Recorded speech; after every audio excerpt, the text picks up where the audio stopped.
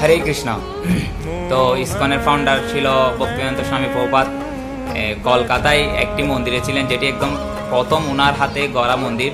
তো ওই মন্দিরে উনি প্রচারের উদ্দেশ্যে কিছুদিন ছিলেন। তো ওখানে অনেক ভক্তরাই ছিলেন যারা প্রচার করতেন এবং হরিনাম করতেন এবং সব কিছু মন্দিরের সমস্ত সেবা আদি করতেন। তো ওখানে একজন ভক্ত ছিল যিনি প্রসাদ চুরি করতেন, মানে ভগবানের লাগানো ভোগ, ভগবানকে যখন ভোগ লাগিয়ে আনা হতো তখন এখান থেকে কিছু প্রসাদ ওনার জন্য চুরি করে রেখে দিতেন। তো এটা ভক্তরা অনেক দিন ধরে খেয়াল করছিল, প্রায় 2-4 দিন ধরে খেয়াল করছে, বা 1 সপ্তাহ বা 15 দিন ধরে খেয়াল করছিল, কিন্তু প্রভুপাদ না থাকায় হয়তো প্রভুপাদকে বলা হয়নি। তো তারা এটা রেখেছিল প্রভুপাদকে অভিযোগ দেওয়ার জন্য। তো প্রভুপাদ যখন ছিল মন্দিরে, প্রভুপাদকে অভিযোগ দেওয়া হলো যে প্রভুপাদ এই ভক্ত বা এই প্রভু যখন মন্দির থেকে প্রসাদ আনা হয় তো তখন উনি কিছু প্রসাদ চুরি করে রেখে দেয় ওনার জন্য। তো ওনার আপনি বিচার করুন, জাস্ট বিচার চেয়েছিল তারা। তো প্রভুপাদ একটু রাগী আওয়াজে বা রাগ স্বভাবে বললো যে কোথায় সে, তাকে আমার কাছে আনো, আমার রুমে আনো। তো ভক্তরাও খুশি যে আজ তার বিচার হবে। তো তাকে ধরে নিয়ে আসা হলো প্রভুপাদের সামনে। তো প্রভুপাদের সামনে যখন নিয়ে আসা হলো তো প্রভুপাদ বললো যে তোমরা সবাই দরজা বন্ধ করে দরজার বাইরে যাও, শুধু উনিই থাকবে, মানে ভক্তটি থাকবে। তো যিনি চুরি করেছেন ওই ভক্তটি ওখানে ছিল এবং সকলে বেরিয়ে গেল এবং দরজা বন্ধ করে দিল। এবং যারা ওই অভিযোগটা দিয়েছিল তারা খুশি, হয়তো আজকে তার উত্তমতম তার কিছু না কিছু হবে। প্রভুপাদ হয়তো তাকে অনেক কিছু বকা বলবে বা অনেক কিছু বলবে। তো প্রভুপাদ ওনাকে জিজ্ঞেস করলো রাগী কণ্ঠস্বরে যে কিরে, তুমি প্রসাদ চুরি করো নাকি?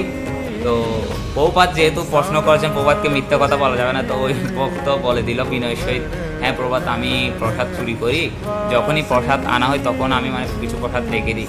তো প্রভুপাদ বলল, কেন, তোমার চুরি করার কারণ কি?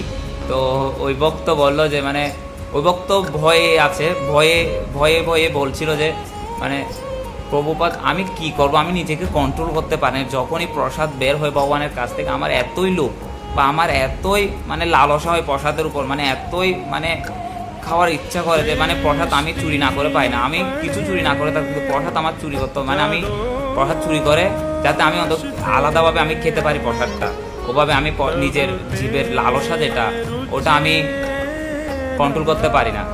তো প্রভুপাদ একটু মুচকি হাসলেন এবং একে বলে, এদিকে আসো, তোমার কানে কানে একটি কথা বলি। তো সে ভক্তটি কান নিয়ে গেল প্রভুপাদের কাছে। তো প্রভুপাদ তার কানে কানে জাস্ট যেটা বললো শুনে হাসি পেল যে প্রভুপাদ বললো, এরপর যদি চুরি করো বা চুরি করার ইচ্ছা থাকে কেউ যাতে না দেখে ওভাবে চুরি করো, কারণ কেউ দেখছে আমাকে অভিযোগ করছে, কেউ যাতে না দেখে ওভাবেই চুরি করো। তো ভক্ত অবাক যে প্রভুপাদ কেন আমাকে হঠাৎ করে এরকম বললো। তো আসলে প্রভুপাদ এখানে কি বোঝাতে চেয়েছিলেন? এখানে বোঝাতে চেয়েছিলেন যে আমরা যেটা জড়চক্ষু দ্বারা দেখি, যেটাকে আমরা চুরি বলি, বাস্তবে সেটা চুরি নয়। কিন্তু আমরা যেটা ব্যক্তিগত দিক থেকে যদি আমরা চিন্তা করি, যখন আমরা ভগবানকে কিছু না দিয়ে খাই বা ভগবানকে আমরা যে কোনো কিছু অর্পণ না করে গ্রহণ করি, তখন সেটা হচ্ছে প্রকৃত চুরি। তো ওই ভক্ত ভগবানকে দেওয়া প্রসাদই চুরি করছে, তাহলে সেটা ব্যক্তিগত দিক থেকে সেটা চুরি নয়, সেটা তার ভগবানের প্রসাদের প্রতি ভালোবাসা বা যে প্রেম, সেটাই। তো আমাদের কোনো কিছুই প্রবাদের এই শিক্ষা থেকে আমরা পাই যে কোনো কিছুই ভগবান থেকে লুকানো উচিত না। হ্যাঁ ঠিক আছে, আমি কিছু পাচ্ছি, হয়তো আমি বাইরে আছি, ভগবানকে দেওয়া উচিত না, তাও ভগবানের নাম স্মরণ করে, ভগবান বিষ্ণু বা ভগবান কৃষ্ণের নাম স্মরণ করে অন্তপক্ষে ওই প্রসাদ আমাদের গ্রহণ করা উচিত, বা ওটা ভগবানকে অর্পণ করে আমাদের গ্রহণ করা উচিত। হরে কৃষ্ণ।